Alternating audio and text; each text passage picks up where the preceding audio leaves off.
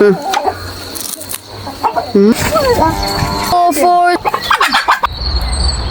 guys, magandang gabi po sa inyong lahat. Alas 7 na pala dito ng gabi. Pag malapit na yung summer dito sa Romania. Alas 9, magdilim dito. So ngayon, ipakita ko sa inyo yung mga prutas namin dito sa bakuran, no? Kung gaano na sila kalaki. Ito yung apple namin sa harap ng gate. Tingnan nyo guys, oh. Ayan. Parang bayabas lang ba?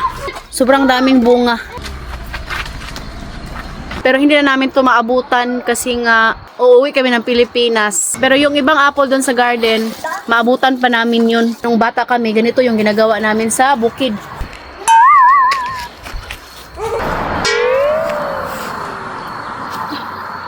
Wow! Doon naman tayo sa wax cherry. Another buti. Ibenta na naman namin to kapag marami na. Daming itlog dito. Tingnan nyo guys, ubos na yung kahoy namin. Para heater ba? Oh. Wow! Ang daming manok dito, oh. Naghihintayan sila na bigyan ng mga damo. Ito naman yung wax cherry. Hey, it is egg? Unde? Look. Hala, ang daming itlog. Ang daming itlog dun sa ilalim. Ano to, big? Mama knows this? Nanunod pala sa Katyusha karagdalas Katyusha ng mga damo. Sobra ka na ron man guys. Ay, love. Katyusha, ayit siya mami. Ayit siya. Uy, tiga.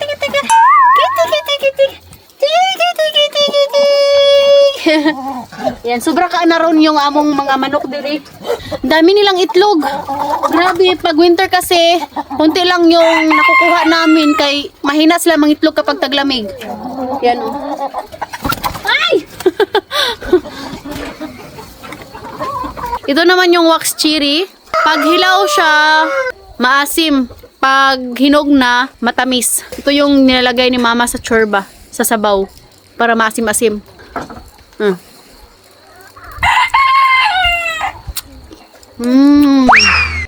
Para siyang sobrang asim guys. Para siyang mangga.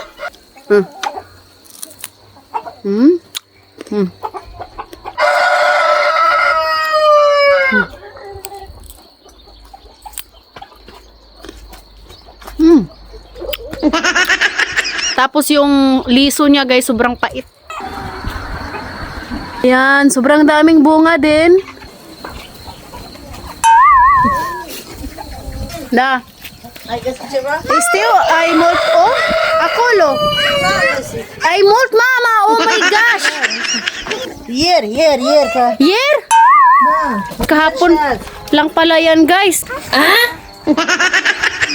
Ang bazot? Hindi pala alam ni mama na maraming itlog dito sa ilalim. Ay, go to take the egg. 2, 4, 6, 8. Ganito lang magdakop og manok. Tingnan nyo guys. Wow!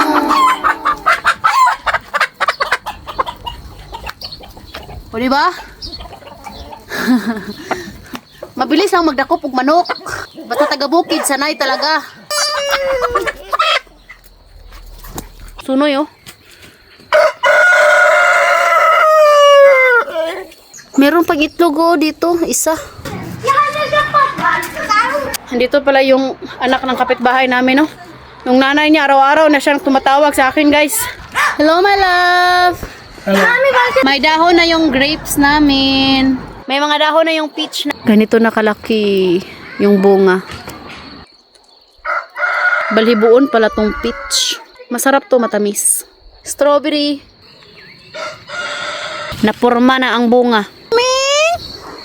Why you're sad?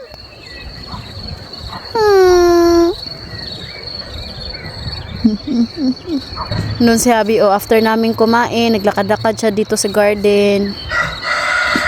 Gusto niya talagang pumayat. Nung hindi pa siya nag-diet, yung timbang niya is sumabot ng halos 93 kilos. Ngayon nasa 86, no? 87. Ang daming cherry pala namin dito sa bakuran, guys. Hindi ko na mabilang kung ilang puno tong cherry namin dito. Ayan, oh. Yung maliit na puno, nakapagbigay na siya ng bunga. Peras to. Ito naman yung kawawa, guys. Okay, nasira. Nadaot yung dahon niya. Matay. Dahil siguro sa panahon na paiba-iba. Ganito kasi yung nangyayari sa aming mga prutas dito kapag bumabalik yung taglamig, tapos mainit na naman. Kawawa yung mga pananim namin dito sa bakuran. Itong cherry, mga 2 years pa yata to since tinanim nila ni mama at papa. Hindi pa namin natikman yung bunga nito. Kaya last year parang hindi yata to namunga. Next step. Meron kaming plum dito sa bakuran, kaso nga lang hindi siya masarap. Hindi siya kagaya ng plum sa kapitbahay namin na grabe. Sobrang sarap yung plum nila, guys. Ano?